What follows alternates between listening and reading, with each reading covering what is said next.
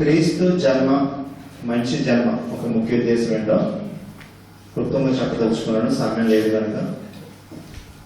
క్రీస్తు జన్మించిన ముఖ్య ఉద్దేశం ఏంటంటే మన జీవితాలలోని సాతాను శక్తులను లయపరచడానికి,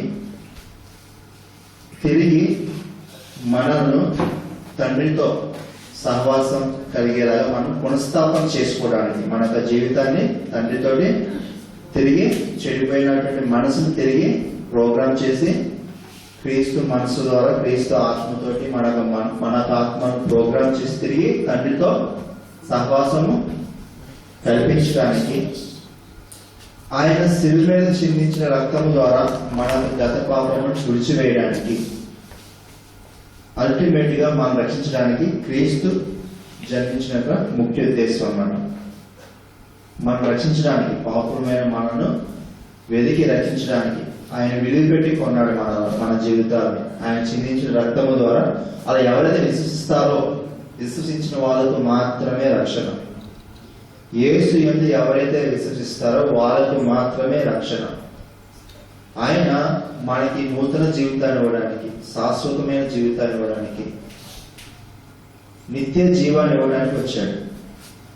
నూతనమైన జీవితం ఎలాగంటే ఆయన చిందించిన రక్తం ద్వారా మన యొక్క గత పాపం తుడిచేయబడతాయి. కాబట్టి మనకి ఎప్పుడైతే మనం విశ్వసిస్తామో యేసు యందు, అప్పుడు మనకి నూతన జీవితానుభవం కలుగుతుంది. ఇంకా దాన్ని తిరిగి జన్మించడం, తర్వాత శాశ్వతమైన జీవితాన్ని ఇవ్వడానికి వచ్చాడు ఆయన. తండ్రితో, యేసు ద్వారా తండ్రితో మనకున్న సంబంధానికి అంతం అనేది లేదు. కాబట్టి మనకి శాశ్వతమైన జీవితానుభవం కలుగుతుంది. ఈ యొక్క శరీరాన్ని మనం విడిచిపెట్టేసిన తర్వాత సదాకాలం యేసుతో కలిసి జీవించేలాగా మనకి నిత్య జీవాన్ని ఇవ్వడానికి యేసే ఇక్కడికి వచ్చాడు మన కోసం. సో మనకి నూతనమైన జీవితం కలుగుతుంది, యేసేని విశ్వసిస్తే శాశ్వతమైన జీవితం కలుగుతుంది. ఇంకోటి నిత్య జీవం. ఈ శరీరాన్ని విడిచిపెట్టిన తర్వాత మన ఆత్మ ఎల్లప్పుడూ, ఎందుకంటే ఆత్మ మన కంటికి కనిపించదు.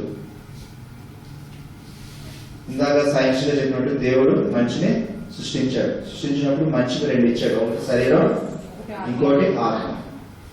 శరీరం భౌతికం కనిపిస్తుంది, ఆత్మ అభౌతికం, కంటికి కనిపించదు. ఆత్మ మళ్ళా మూడు ఉంటాయి ఆత్మలో. ఏంటి? మనసు, బుద్ధి, సంస్కారం. సో ఈ మనసు కనిపించదు, బుద్ధి కనిపించదు. మీకు అర్థమవుతుందా? సో అభౌతికం, భౌతికం రెండు ఉంటాయి మనిషిలో, కనిపించేవి, కనిపించేవి. కానీ యేసు క్రీస్తు ఎక్కువగా ఆయన ఉద్దేశించి దేనికోసం అంటే కనిపించిన వాటి కోసం. కనిపించిన వాటి కోసం ఈ చైతన్యం కనిపించడానికి ఆయన వచ్చాడు. మన మనసులు బాగు చేయడానికి వచ్చాడు.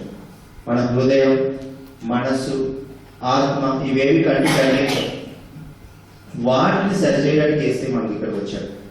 అవి సరైతే భౌతికం కూడా సరవుతుంది. సో ఇక్కడ మనం గమనించాల్సింది ఏంటంటే మనస్సు అన్నిటికంటే ముఖ్యంగా మనసును భద్రంగా కాపాడు. సో మనసు చేసే పని ఏంటి? మనసు అంటే ఏంటి? ఆలోచన శక్తి. మనసు అంటే ఏంటి? ఆలోచన శక్తి. మన మనసు నుంచి జీవదాలు బయటకు వెళ్తే ఆలోచన బయటకు వస్తూ ఉంటాయి. ఏవైతే ఈ యొక్క మనసు యొక్క ద్వారాలు మీకు తెలుసు, కళ్ళు, చెవులు. ఈ ద్వారాలు ఉంటే ఏదైతే మన మనసులోకి వస్తుందో అదే మన నోటి బయటికి వెళ్తుంది. సో అన్నిటికంటే ముఖ్యంగా నీ మనసును కాపాడుకోమంటే నీ మనసు యొక్క ద్వారాలు, నీ కళ్ళు, నీ చెడు చూడకుండా, చెడు వినకుండా నీ యొక్క జ్ఞానేంద్రియాన్ని కాపాడుకోవాలి. ఎప్పుడైతే నీ జ్ఞానేంద్రియాన్ని కాపాడుకుంటావో నీ మనసు నీకు బాగుంటుంది. ఎప్పుడైతే నీ మనసు బాగుంటుందో నీ శరీరము బాగుంటుంది. సో సరే, యేసు క్రీస్తు ఎందుకు జన్మించడం మనకు తెలిసిన ముఖ్య ఉద్దేశం. మనిషి జన్మం కోసం కూడా మనం తెలుసుకుందాం. ఒక కథ చెప్తాను, చిన్న కథ. ఆల్రెడీ మీకు తెలుసా కథ కొంతమంది మీలో, మా స్టూడెంట్స్ కాబట్టి మరొకసారి చెప్తాను నేను. ఒక తండ్రిని ఒక కొడుకు కలిసి జాతరకి వెళ్ళారు, ఎక్స్కర్షన్. అక్కడ చాలా మంది జనం ఉంటారు కదా. జాతరకి వెళ్తే అక్కడ చాలా మంది జనం ఉంటారు, రంగులు రావడం చాలా ఉంటాయి. అయితే ఈ పిల్లడు కొంచెం తొంటాడు, తండ్రి చేయి విడిచిపెట్టి అలా తప్పించుకుంటూ వెళ్ళిపోయాడు. ఈ తండ్రి కుమారుని వెతుకుంటూ ఈ కుమారు తండ్రి తగ్గిపోతాడు. ఈ పిల్లోడు కూడా ఆ తండ్రిని వెతుకుంటూ మళ్ళీ ఆ పిల్లోడు ఎక్కడో వేరే ఊరికి వెళ్ళిపోతాడు. ఆ తర్వాత ఆ పిల్లోడిని ఒక అతను చూసి, ఆయన నువ్వు ఆకలేస్తుంది కదా, ఇదిగో ఈ ఆహారం తీసుకో అని చెప్పి ఆహారాన్ని ఇస్తాడు. ఆ పిల్లోడు ఆహారం తీసుకుంటాడు. మనకు వచ్చేసరికి ఆ పిల్లోడికి జ్వరం ఎక్కువైతే ఒక వైద్యుడు వచ్చి వైద్యం చేసి మందులు ఇస్తాడు. మూడో వ్యక్తి కూడా వచ్చి, అరే బాబు ఏంటి నీ దుస్తులు మార్చుకెళ్ళినా, ఇవి కొత్త దుస్తులు తీసుకొని కొత్త దుస్తులు ఇస్తాడు. ఇక్కడ ముగ్గురు కూడా సేవలు అందించారు. అయినా పిల్లోడి యొక్క సమస్య తీరిందా? తీరలేదు.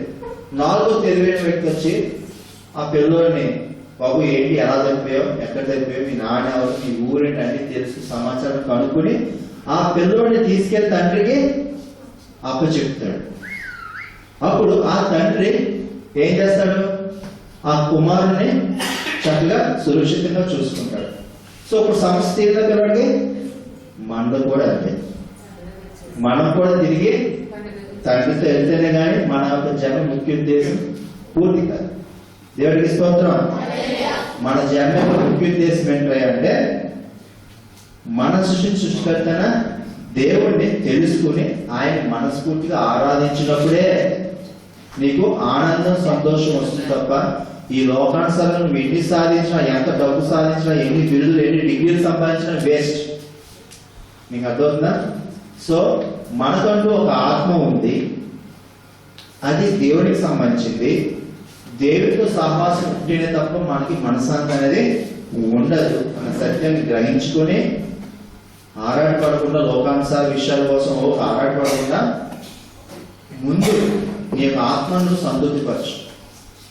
ఉదయం లేచిన వెంటనే ప్రార్థించు, బైబిల్ చదువుకో, నీ ఆత్మ బలపడుతుంది, పాజిటివ్ థింకింగ్ వస్తుంది నీలో. ఎప్పుడైతే మీ ఆత్మ దేవుని అయితే పరమాత్మ కదా, మన ఆత్మ పరమాత్మతో జత కట్టినప్పుడు ఆ పరమాత్మ లక్షణాలు మనలో ఆత్మలోకి వస్తాయి.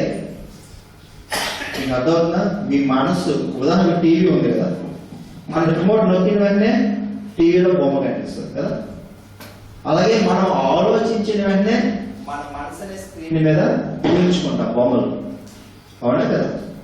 సో ఇక్కడ ఆలోచన ఇస్ వెరీ ఇంపార్టెంట్. అందుకే ప్రభు అంటాడు ఏమని, ఏవి మంచివో, ఏవి పవిత్రమైనో, ఏవి మాన్యమైనో, ఏవి కీర్తిగల వాటి గురించి ఆలోచించమంటాడు, వాటి గురించి ఊహించమంటాడు దేవుడు.